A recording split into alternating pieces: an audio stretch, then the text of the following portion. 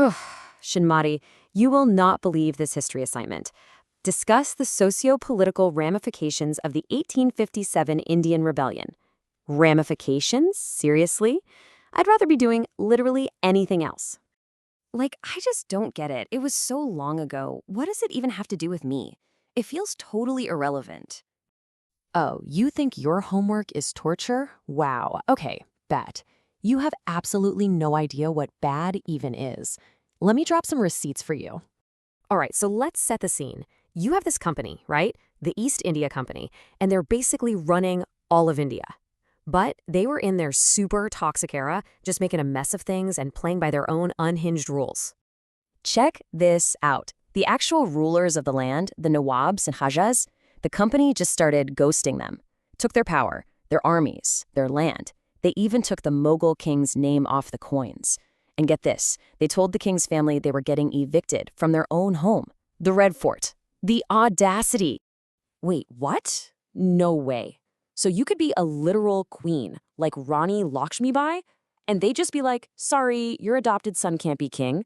And that dude, Nana Sahib, asks for his dad's pension, and they just hit decline. That's next-level disrespect. They were gatekeeping entire kingdoms.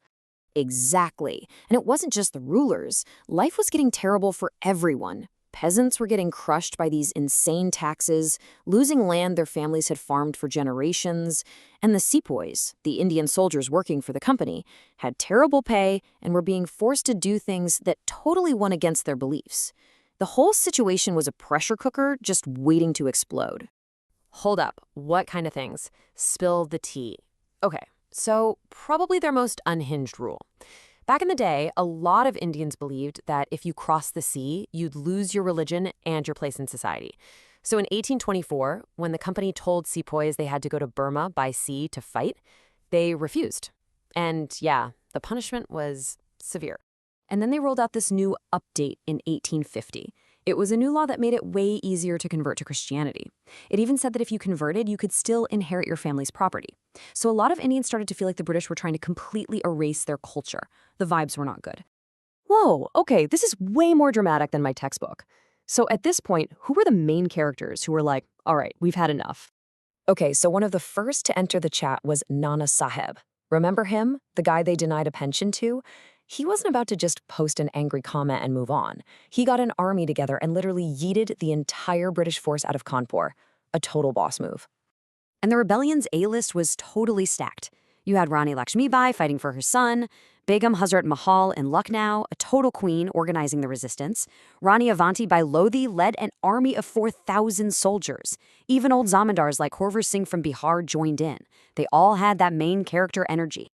Okay, so you have all these fired-up leaders. But how did it all kick off? What was the spark that made everything go viral? It basically did go viral overnight.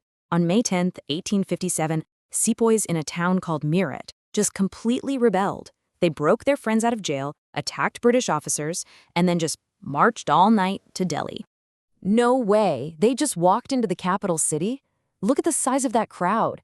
They didn't just send a strongly worded letter, they pulled up with the whole crew. That's a serious statement. Yep, and they went straight to the Red Fort and demanded that the old Mughal emperor, Bahadur Shah Zafar, lead them.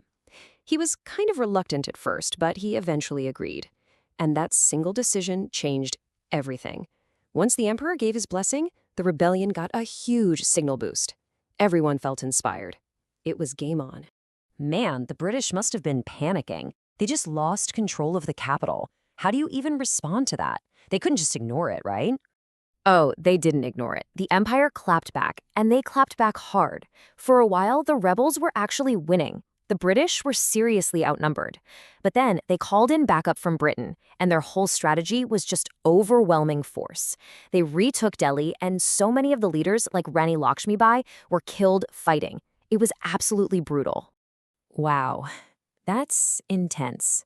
So after all of that, things couldn't just go back to normal, right? You can't have a rebellion that huge and then just pretend nothing happened. This is way more complicated than my textbook made it seem. Not even close. The rebellion completely shook the British. So in 1858, they released a huge policy update. The East India Company got fired, and the British Crown, the the government itself took direct control of India. They also promised to stop messing with people's religions and customs, and they totally changed the structure of the army.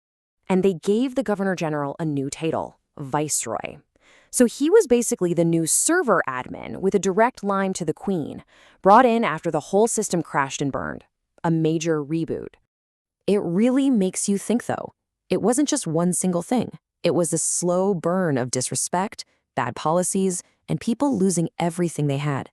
So what is that tipping point?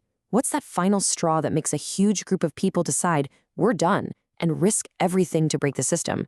Okay, this was officially way more interesting than my textbook. I feel like I actually get why it mattered. Now, hopefully, this deep dive helps me slay this exam.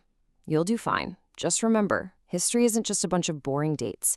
It's the story of people deciding they've had enough. That's a story that never gets old.